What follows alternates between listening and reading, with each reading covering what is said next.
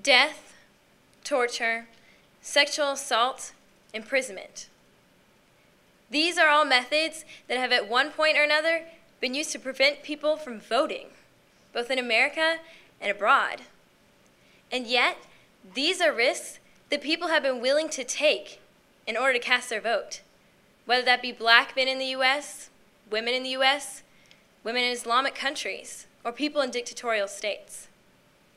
Today in America, people can vote with ease, and yet so many people just choose not to. As an informed political science major and an American citizen, I find the low voting rate in America to be very disconcerting. And most of you in this audience, I know, are 18 years or older, and you now have that power to make a difference in the direction of our country with your vote. Today, I would like to persuade you to exercise that right by explaining the problem of not voting, addressing the reasons why you may say you don't vote, and explain the simple steps to becoming an informed voter. So let's first look at the problem. Today in America, there is a great apathy toward voting.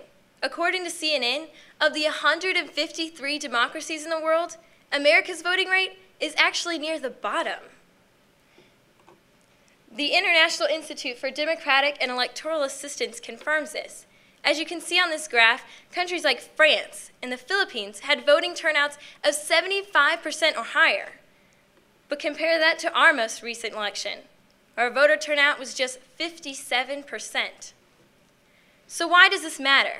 Well, a voting rate of 57% means that 43% of eligible voters chose not to have a say in their leader. Close to half of eligible American voters chose not to have a say in who was going to be making important decisions on issues such as unemployment, health care, education, immigration, and abortion. Now, in America's history, there have been groups of people who were told they were not allowed to have a say, and they risked everything to change that. According to Jim Crow history, black men of the 1870s risked being burned, shot, or lynched in order to cast their vote.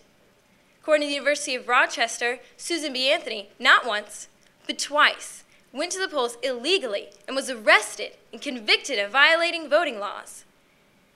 You see, when these people were told that they weren't allowed to have a say, they risked everything to change that.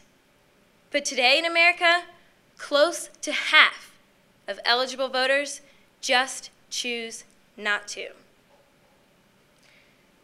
So why is it that people aren't voting?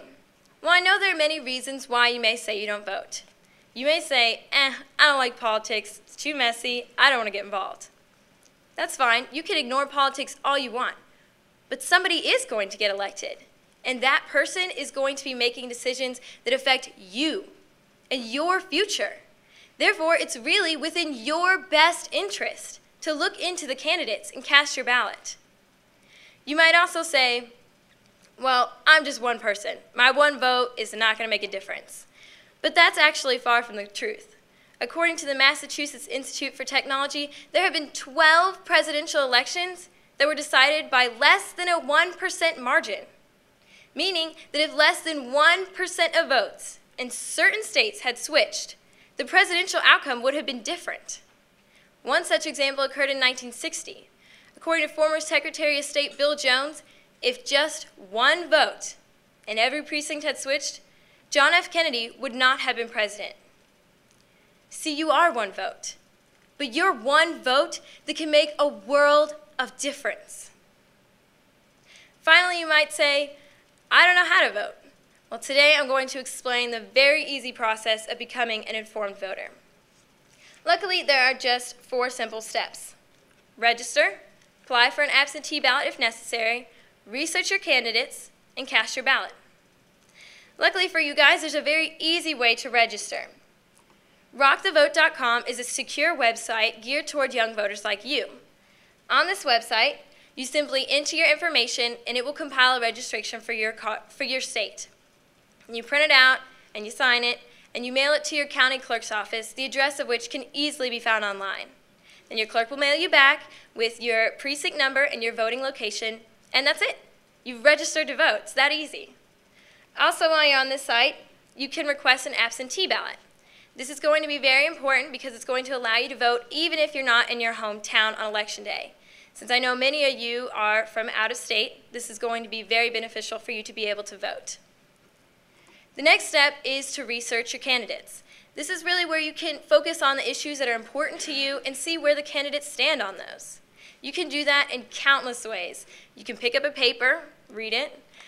You can look on the internet to look at the countless nonpartisan websites.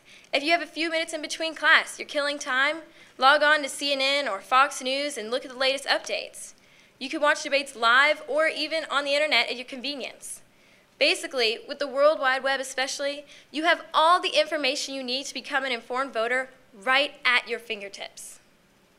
The final step is to actually vote by either mailing in your absentee ballot or going to the polls. On Election Day, make sure you know where you're supposed to be voting, what time the polls will be open. Once you get there, it takes maybe 2 minutes to fill out a ballot and turn it in, and then you're done. You've done your civic duty by becoming an informed voter. In conclusion, the right to vote is not something to be taken for granted. It is your opportunity to have a say in your leader, your opportunity to impact the future, your future. As American citizens, we have been given a great power, and it is therefore our responsibility to use that power for the betterment of our country.